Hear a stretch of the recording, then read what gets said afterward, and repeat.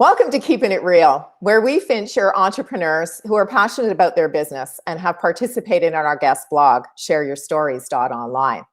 Today, I'd like to introduce you to Dr. Birgitte Tan, who is a global speaker, best-selling author, grief consultant, and oncologist. She's with us today to discuss her international best-selling book, Seeking Peace, and joins us from Westlake Village in California. Welcome. Thank you. Thank you so much, Trish. It is such an honor to be with you today. You know, I feel exactly the same. And I know that our viewing and listening audience has really been looking forward to connecting with you, because who of us at this particular point in time is not looking for some ways to ease the stress and, reconnect with our inner self. So tell us a little bit about your journey and why you wrote the book, Seeking Peace. Absolutely. Thank you so much. Yes, the journey and the book. I'll start with the journey because then it'll tell us why I write the book. So Okay. I was, as you mentioned, my background is actually in oncology. I'm a board certified veterinary medical oncologist, and I was living a beautiful life until 2011, right before my 15th anniversary, when my former husband, seemingly out of the blue, told me that he's done with the marriage. Oh, wow, I can relate to that. Right? Many people do. And as if the shock from that unexpected divorce wasn't enough, I experienced a multitude, 8 to 9 other different grievous events, all happened in 2 years. And at the end of that 2 years, I was in so much pain, I wish I could die. And I really wish I could die. But I didn't die. And after a little time, I said, if I have to stay alive, I'm going to thrive. Not just survive, but I'm going to thrive. And I'm going to do that with ease and fun somehow. And that's when I initially started my journey into grief recovery and personal development. And fast forward 3 years, I look back, I have turned from sick all the time, miserable all the time, heartbroken. In just a matter of a few years, I live with love, joy, peace of mind, and ease and abundance, and better than ever health. And that's when I started my initial journey into coaching and grief with helping people transform their grief and failure and tears to treasures and victories. And fast forward to last year, 2019, life was beautiful until out of the blue, my right hand, my dominant hand, suddenly became paralyzed. So much so I could not even hold a pen like that. Wow. And on top of that, my mother suddenly became very ill. And for both of us, all the doctors and the tests could not figure out why. And I thought I was losing my mother. And my relationship with my 7 years lovely companion suddenly ended out of the blue as well. And so it seemingly that life just suddenly fell apart again, once more time. And after a little time, I noticed the difference was this time I did not go through any of the agony, despair, anguish, stress the way I did back in 2011 and 2012. I continue to thrive and to have peace of mind in face of all the adversity, in face of losing my career in medicine that I built over 25 years and losing my mother and so forth. And that's when I realized that not only I have learned the skills and tools to transform tears to treasures, but I've also along the way learned the skills, the myriads of skills and tools for us to be able to continue to thrive and have peace of mind and ease, even as we're going through things. And with life, we go through things. Who expect COVID to happen in our life and affected practically everybody and everything else is. And so that's when I decided to streamline and simplify all the myriads and tools and skills for thriving through adversity and put it into 5 key points. Each correlates with one of our fingers, and to make it easy to understand, to make it easy to remember, and to make it easy to apply and practice in our life. And so everyone can have a peaceful, can have peace of mind and thrive even as we're going through life. So that's what brought me into the book. I have to tell you that I'm sure many folks in our viewing and listening audience can very much relate to your story, because you're absolutely right. You know, we all go through trials and tribulations, and not all of them are, you know, roses and, you know, accolades. There are definitely some challenges that we face. And, you know, if you could share with us a little bit about, because I love the visual of the 5 fingers. I have to say, when I was reading your guest blog, I thought, this is a fantastic visualization exercise that you can actually use when you're feeling stressed out and you just need that little pick-me-up. So if you can share a few of the tips that relate to the fingers that our viewing and listening audience could use in their everyday life, because we're all struggling right now. Yeah, absolutely. So the first fingers is the thumb. And so the first chapter of the book is called 2 Thumbs Up Tears. And what it is, yes, when we are facing tough times, we want to allow ourselves to cry, to acknowledge it, not run away, not try to push it away, be tough and be strong. There are times to be tough, to be strong. But when things happen, allow ourselves to feel it, to face it, so we can dissolve it, so we can move through it. And at the same time, even as we're crying through it, we can keep in mind what is the 2 thumbs up outcome that we would love.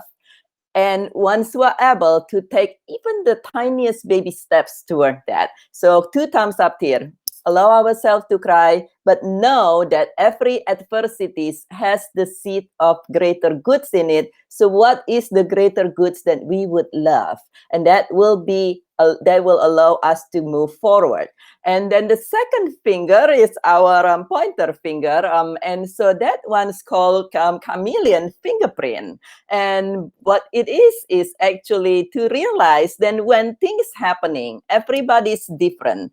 Just like if you look at your fingerprint, we know that every individual has different combination set of fingerprints. And if you look at your fingerprint closely, actually each different finger has slightly different fingerprint. And that tells us that what works for your mother, your sister, your best friend, your significant other, not necessarily work for you. What you're going through and what you're feeling is unique and fine. There is no right or wrong feeling, just like there's no right or wrong fingerprint. And knowing that grief and stress can camouflage itself like chameleon in many, many ways. So anything that you're feeling is okay and fine, and you are whole and wonderful, just like your fingerprint. And then the third finger is, of course, the middle finger, right? And so usually... We're not going to show that one. No, this is PG-rated. So we're going to say, but the middle fingers usually in the Western world, at least associated with the F word. And I do. Yes, exactly. I do endorse the F word. The F word stands for fabulous. Oh, I love it. I love it. Absolutely love it. The middle finger is to be able to take out the middle finger. Actually, if you learn the basic Chinese acupuncture and things, meridian, it connects directly to our heart. So in the book, it talks about connecting to our heart. The middle fingers F also stand for forgiving. F, if you need to, can stand for F, you. and so sometimes when we're interacting with people or even life, sometimes things just seems to be so crappy, and we want to say F you, and it's okay to do that. Say F you, I stay fabulous. I love it. So that's the middle finger. And then the fourth finger is forward fortitude. Forward fortitude is doing what we can, taking a tiny step, even the tiniest step forward with the best attitude we possibly can and with gratitude. And when we're able to do that, we know that even baby steps take us up to Mount Everest. And then the little finger is to notice the little things in life, In to, life, uh, yeah. to celebrate the tiniest achievement that you have. Perhaps that is to get out of bed that day when you don't feel like getting out of bed, and to notice the beauty and the little thing in life makes a big difference. And so find joy and create fun and celebrate even the littlest thing in life. You know, I have to tell you that your description of each of the five fingers is just so amazing, because the resilience that we all need to have when we're going through challenging times. You know, sometimes we give up hope. And just to be able to sit and think about your analogy for the five fingers and being fabulous and looking for even the smallest things in life to celebrate. I think that's really very powerful. No wonder why your book has become an international bestseller, because your message is so amazing and something that we can all relate to and we can all practice in our everyday life. So thank you very much for sharing that. That's very important. Thank you. One of the things that we do in our guest blog is we share 3 words of advice. So you're doing lots of sharing today, and I'm very appreciative and full of gratitude for that, Birgitte. Thank you very much. Your 3 words are trust the journey. So just tell me a little bit about why you chose those 3 words to share with us. Absolutely, absolutely. We all have different journeys. And sometimes as we are going through things, we ask, why?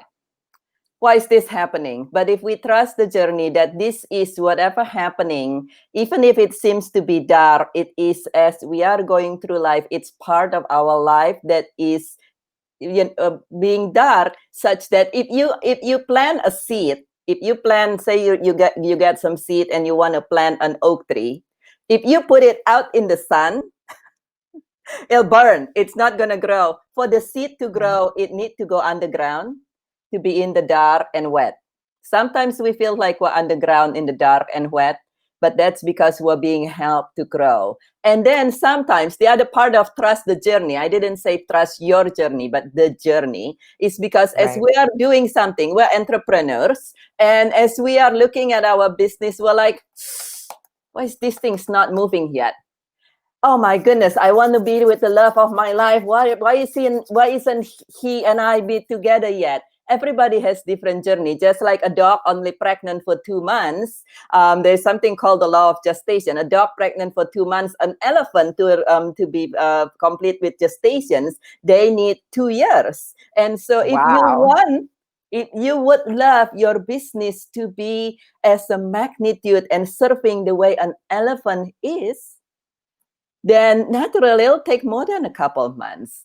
Same thing with somebody else's growth in your lives and yourself as well. So trust the journey. Everybody has a different journey, like a caterpillar. And the last thing is just like all of us, as we're going through things, remember the journey of the caterpillar to become a butterfly. I'm a butterfly, right. The caterpillar, again, has to go into a cocoon in the darkness before they can become a butterfly. Oh, thank you very much for that analogy. I think that there's so many really great visualization techniques that you have shared with us. And I really want, from my heartfelt thanks for spending some time with me on this very early morning for you in California. And to all of the folks who are in our viewing and listening audience, I'm sure you've been able to get a little nugget of something that you can use to help you on your journey. So thank you very much, Dr. Tan. It was an absolute pleasure to have you part of the Business Mentorship Keepin It Real series. And to all of you, thank you for joining us. And we hope that you enjoyed this introduction to the person behind the logo in another edition of Keeping It Real. Thank you. Thank you so much.